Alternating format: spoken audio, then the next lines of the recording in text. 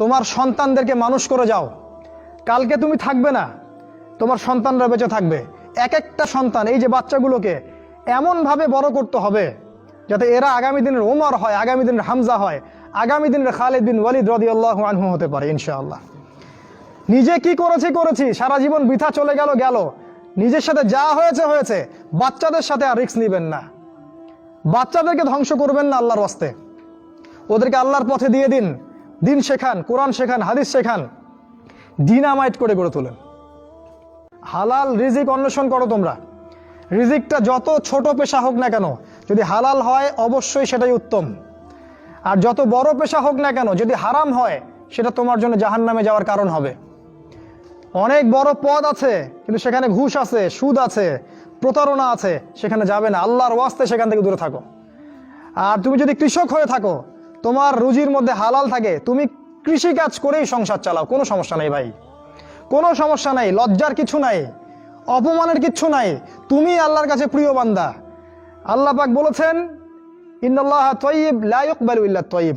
আল্লাহ পাক পবিত্র, পবিত্র রিজিক ছাড়া তিনি গ্রহণ করেন না। সারা জীবনের ইবাদত কবুল হবে না যদি আপনার রিজিকের মধ্যে হারাম থাকে। কিচ্ছু করার নাই, নবীর কথা পাল্টাতে পারবেন না। সারা জীবন সুদ ঘুষ খেয়ে বছর বছর হজ উমরা করবেন আর হাজী সাহেব লকব লাগাবেন, ওইসব করে লাভ নাই আল্লাহর কাছে, কোনো লাভ নাই। ওইরকম হজ আবু জেহেলও করতো, আবু জেহেল হজ করতো এরকম। ওইসব হজ উমরা আল্লাহ পাকের কাছে দেখায় লাভ নাই। রিজিক হতে হবে পিওর, পরিশুদ্ধ, যেটা খুব ডিফিকাল্ট। এই জন্য আপনাকে নাসিহা করছি, কৃষিভিত্তিক অর্থনীতির দিকে চলে আসেন। কৃষিভিত্তিক অর্থনীতি, এটা আপনার জন্য ভালো হবে ইনশাআল্লাহ। আর ব্যবসা ভিত্তিক, শারীরিকভাবে শক্তিশালী থাকতে হবে। এর জন্য আপনাকে নিয়মিত ব্যায়াম করতে হবে, নিয়মিত ফিজিক্যাল এক্সারসাইজ বলেন, জিম বলেন, অন্যান্য যে বিষয়গুলো আছে এগুলো আপনাকে করতে হবে। যে খাবারগুলো আপনি খাবেন, প্রত্যেকটা খাবার বিশুদ্ধ কিনা অবশ্যই পরীক্ষা করে খাবেন। এমন কোনো খাবার খাবেন না যে খাবার প্রস্তুত করেছে ওরা, অর্থাৎ ওরা, বুঝতে পারছেন কারা? কারণ ওদের খাবারের মধ্যে এমন কিছু থাকে যেটা আপনাকে আস্তে আস্তে আস্তে আস্তে ধ্বংস করে দিবে। এত ক্যান্সারের রোগী আগে ছিল, এত ডায়াবেটিসের রোগী আগে ছিল, এই যে প্রেশার, হাবি জাবি, স্ট্রোক এগুলো আগে ছিল না, এগুলো রোগ আগে ছিল না। বিগত এই 50 বছরে দেখবেন এমন এমন সব রোগ এত বেশি বেশি করে বাসা বেঁধেছে যে আমাদের প্রজন্মের পর প্রজন্ম ধুকে ধুকে মারা যাচ্ছে এখন। অতএব খাবারের ব্যাপারে সচেতন থাকবেন। এমন খাবার গ্রহণ করবেন না যে খাবারটা বিশুদ্ধ না, যে খাবারটা ম্যানুফ্যাকচার, সেটা গ্রহণ করবেন না। মানে মানুষ ওই কলকারখানায় তৈরি করেছে এমন খাবার খাবার খাবেন না। নিজে খাবার উৎপাদন করে খান, নিজে চাষ করে খান, খাঁটি জিনিস খুঁজে খুঁজে খাবেন। আল্লাহর ওয়াস্তে এটা নসিহা করছে এই কারণে, আপনি প্রচন্ড অসুস্থ হয়ে যাবেন যদি আপনি ওদের খাবার খান। আজকে বুঝতে পারবেন না, যখন হবেন তখন আমার কথা বুঝতে পারবেন। মুসলিম উম্মার মাঝে এই যে বিভক্তি চলছে, আপনি বিভক্তিটাকে দূর করে একটা জায়গায় নিয়ে আসার চেষ্টা করেন। কিভাবে করবেন? নতুন একটা দল খুলতে হবে না। আপনি যদি একটা প্রতিষ্ঠান করে থাকেন, একটা ফাউন্ডেশন করে থাকেন, একটা সংগঠন করে থাকেন, যেটাই করে থাকেন, আপনি যদি এতটুকু নসিহা গ্রহণ করেন যে হ্যাঁ, এই শতদা বিভক্ত এই উম্মার প্রত্যেকেই আমার ভাই, সে যে মাযহাবই হোক আর যে তরিকাই হোক, সে আমার ভাই, সেও মুসলিম, আমিও মুসলিম, তার সাথে আমার কিছু বিষয়ে হয়তো দ্বিমত আছে, কিন্তু এই না, তার মানে এই না যে সে কাফের আর আমি মুশরিক, সে কাফের আর আমি মুসলিম, এমন নয়। প্রত্যেকেই আমার ভাই। প্রত্যেকটা দলের মধ্যে যদি ভালো ভালো কিছু পান, সেই ভালোটুকু আপনি গ্রহণ করেন।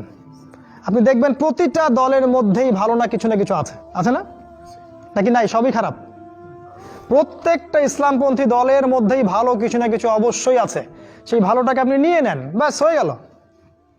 আর প্রতিটা ইসলামপন্থী দলের মধ্যে দেখবেন কিছু না কিছু বিতর্কিত বিষয় আছেই। নাকি সব 100% পারফেক্ট? আছেই।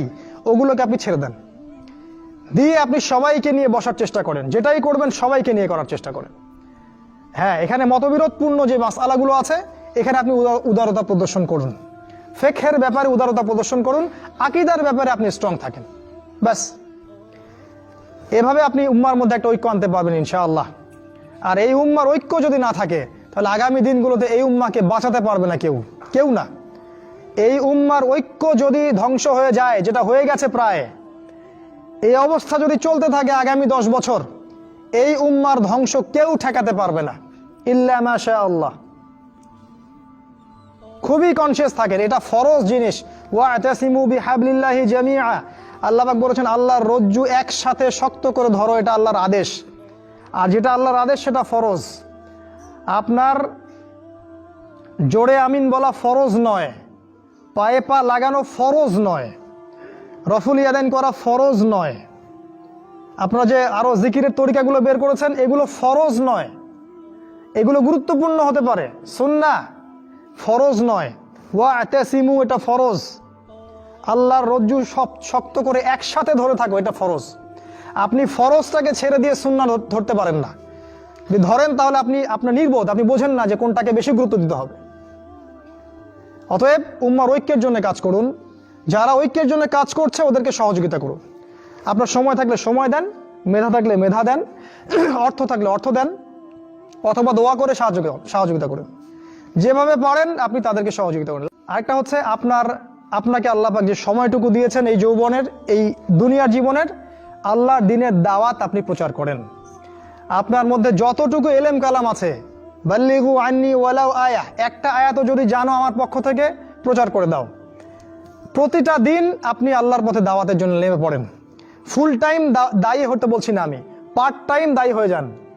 প্রতিটা দিন কিছু না কিছু সময় আল্লাহর দ্বীনের জন্য ব্যয় করেন। মসজিদে বসেন, তালিম করেন, লোকজনকে নামাজের দিকে ডাকেন, আল্লাহর পথে সময় দেন। আপনি যারা দ্বীনের পথে কাজ করছে ওদেরকে হেল্প করেন, নিজে দাওয়াতি কাজ করেন, আপনার সেক্টরে দাওয়াতি কাজ করেন। নিজের মধ্যে, নিজের বন্ধু মহলে, পরিবারে, আপনার আত্মীয় স্বজনের মধ্যে দাওয়াত দিতেই থাকেন। শোনে শুনুক, না শুনুক নাই, কথা বোঝেন নাই, শুনুক বা না শুনুক আপনি দাওয়াতি কাজ করতেই থাকেন। একটা কাজ যদি আপনারা যুবকরা করতে পারেন, আমি আশাবাদী ইনশাআল্লাহ আগামী দিনগুলোতে আপনিই হবেন ইমামুল মাহদীর সৈনিক ইনশাআল্লাহ।